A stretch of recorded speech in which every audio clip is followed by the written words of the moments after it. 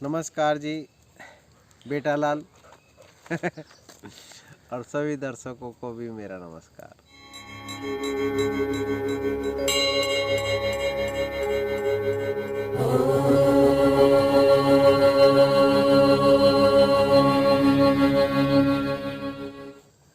नमस्कार देवियों, सज्जनों और पापा जी और उनके दर्शकों। मेरा नाम है अंकित गौर और पापा जी बोला है तो मतलब जिनकी आप देख रहे हो मोनी बाबा MBA मिस्टर मूल शंकर गौर, वो मेरे पापा जी हैं।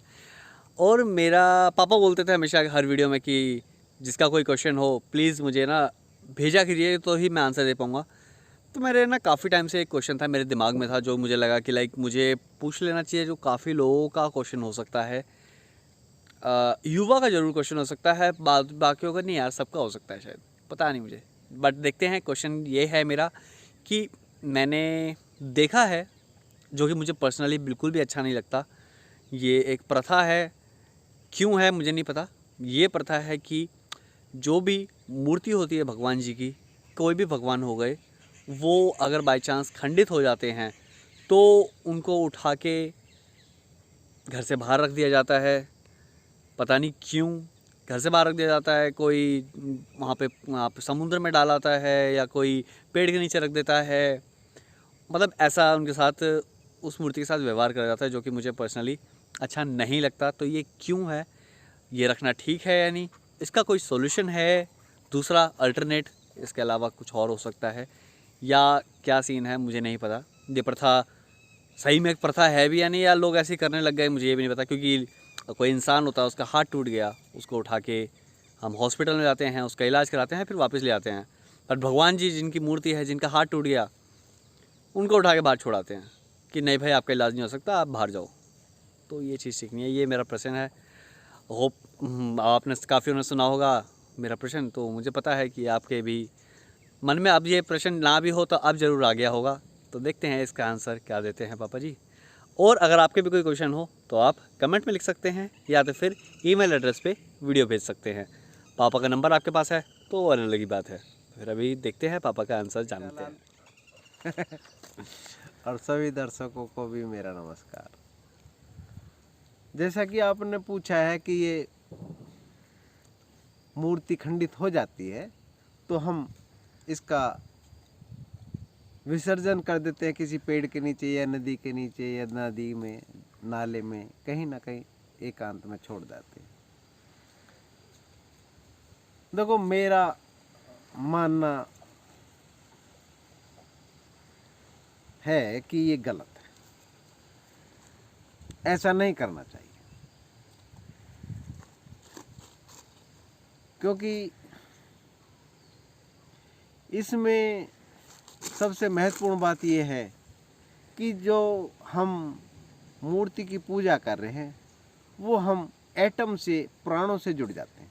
उस एटम, उस मूर्ति के जो एटम है उसके प्राणों से जुड़ जाते हैं। इसीलिए हम कहते हैं कि प्राण प्रतिष्ठा कर ली। तो इसका मतलब ये नहीं है कि जो हमने मूर्ति घर में रखी है वो प्राण प्रतिष्ठित नहीं है। अगर वो प्राण प्रतिष्ठित नहीं है तो उसको घर में रखना ही नहीं चाहिए, पूजा करना ही नहीं चाहिए, मूर्ति की पूजा नहीं करनी चाहिए। अगर हमने मूर्ति पूजा शुरू कर दी है और फिर वो खंडित हो जाती है या पुरानी हो जाती है और हम उसका विसर्जन कर देते हैं, कहीं छोड़ आते हैं, नई मूर्ति ले आते हैं, तो किसी हद तक ये गलत है। अगर हम अपने पीछे इतिहास उठा के देखें तो मीरा को भी आप जानेंगे कि उसने 5000 साल बाद उनकी कृष्ण जी की मूर्ति मिलती है, एक छोटी सी, किसी महात्मा से, और वो देना नहीं चाहते थे परंतु उन्होंने रखा। और उनने जिद पकड़ ली, छोटी सी बच्ची थी, 5 साल की अवस्था की उनकी उम्र थी, उन्होंने जिद पकड़ ली और वो मूर्ति महात्मा जी को देनी पड़ी। क्योंकि रात को कृष्ण भगवान उनको दर्शन देते हैं कि ये मूर्ति जब अब तेरे साथ थी मैं, अब तेरा काम पूरा हो गया, अब इसको रखने वाला आ चुका है, उसको लौटा दे, ये तेरी नहीं है। और वो मूर्ति मीरा को मिल जाती है। अब आपसे ही पूछता हूं मैं, अगर बाय द वे वो खंडित हो जाती है, जानना चाहता हूं, वो खंडित हो जाती है, क्या वो मीरा छोड़ाती उसको बाहर, या वो पुरानी हो गई है, कितने समय से बाबा जी ने भी रखी हुई थी, वो पुरानी हो गई है, तो क्या मैं या आप उनको सलाह देंगे कि उनको छोड़ाना चाहिए था? अगर छोड़ाना चाहिए था तो मैं आपसे ही पूछता हूं, फिर कुतुब मीनार के नीचे जो छोटी सी मूर्ति लगी हुई है, हनुमान जी की, विष्णु की, और भी अवतारों की मूर्तियां लगी हुई हैं, खंडित हुई हैं, तो उनसे लगाव क्यों है? अगर उनसे ही लगाव है तो फिर आपको वो नहीं छोड़नी चाहिए, उसको रिपेयर करना चाहिए, जैसे कि मल्हम पट्टी, जो भी आपका बनता है, क्योंकि संवेदनाओं का महत्व होता है, मूर्ति के पीछे होता है संवेदना। अगर संवेदना नहीं है तो राम मंदिर नहीं बनाना चाहिए। राम मंदिर में एक ही पुरातत्व विभाग वालों ने निकाला कि यहाँ पे रामलला की मूर्ति भूमि है, ये भूमि रामलला की है, रामचंद्र जी ने ही जन्म लिया था, और वो अवशेष जो मिले उनका बहुत ज़्यादा महत्व है, अब भी सुरक्षित रखे होंगे। और पुरातत्व विभाग वाले भी इस चीज़ को मान्यता देते हैं, अगर मूर्ति ज़्यादा से ज़्यादा पुरानी होगी तो उसको वे सुरक्षित रखते हैं और बहुत सावधानी से उसको निकाला जाता है, क्योंकि उनको मालूम है कि इसका महत्व कितना है। क्या हम लोगों के लिए महत्व नहीं है कि हम साल या 6 महीने हम अपने घरों में मूर्तियां रखते हैं और फिर उसको विसर्जन कर देते हैं, विसर्जित कर देते हैं?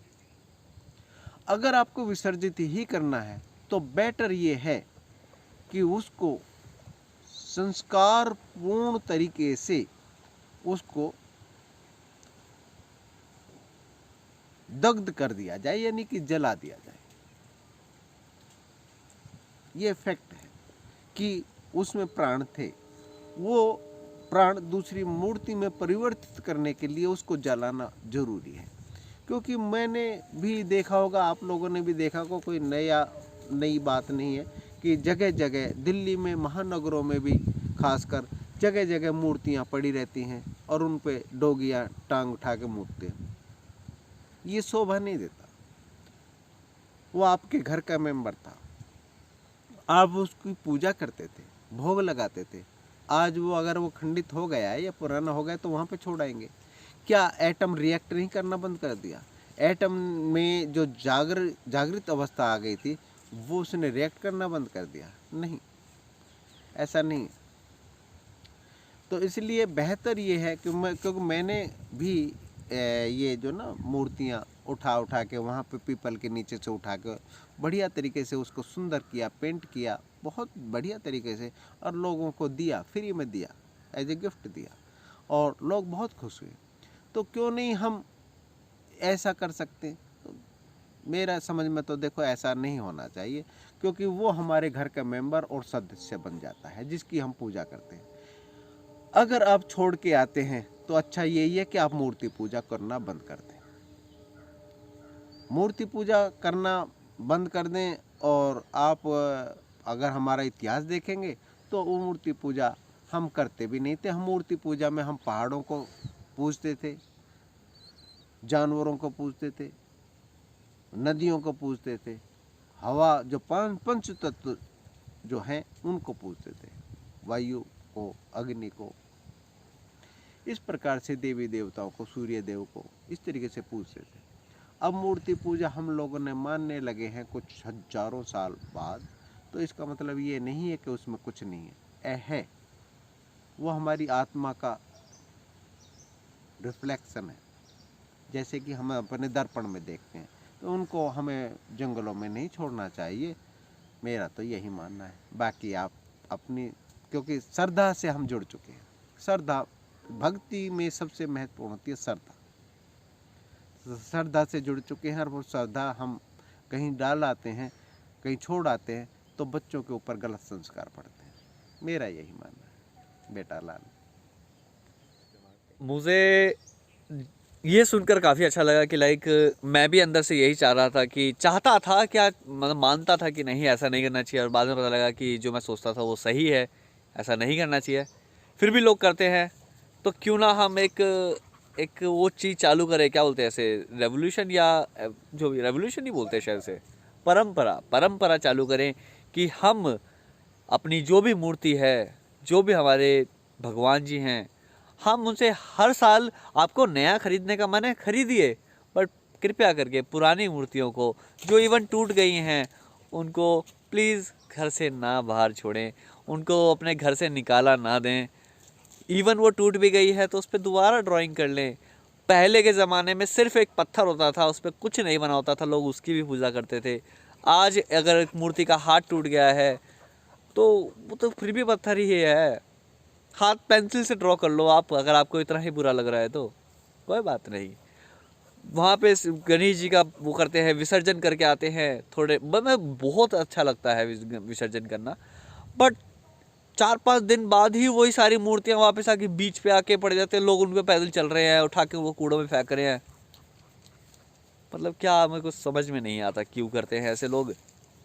ठीक है, आपकी प्रथाएं सब कुछ ठीक है, मगर उसके बाद क्या रिजल्ट हो रहा है, उन मूर्तियों का क्या हो रहा है, इस चीज़ का भी ध्यान रखें। ठीक है, तो मेरा ये टेक था। आपका जो हो, आपको जो आपके जो भाव हों, जो आपका कमेंट्स हों, उनके नीचे कमेंट में ज़रूर लिखें। और ऐसी ही वीडियो और जानने के लिए चैनल को सब्सक्राइब करें, बेल नोटिफिकेशन दबाना ना भूलें, ज़रूर भूलें। देखो, भगवान जी ने भी बोल दिया, गलत बोला तूने। तो बेल नोटिफिकेशन दबाना ज़रूर ना भूलें कि नई वीडियो जब भी आए आपको इन्फॉर्मेशन पहुंच जाए। तो फिर अभी चलते हैं, करते हैं नमस्कार। एक हाथ से ऐसे ही कर सकता हूँ नमस्कार। तो मिलते हैं आपको अगली वीडियो में, अगले प्रश्न के साथ या अगली किसी जगह के साथ। तो चलते हैं, मैं तीसरी चौथी बार बोल रहा हूँ, बट कोई बात नहीं, चलते हैं। हरिओम, नमस्कार।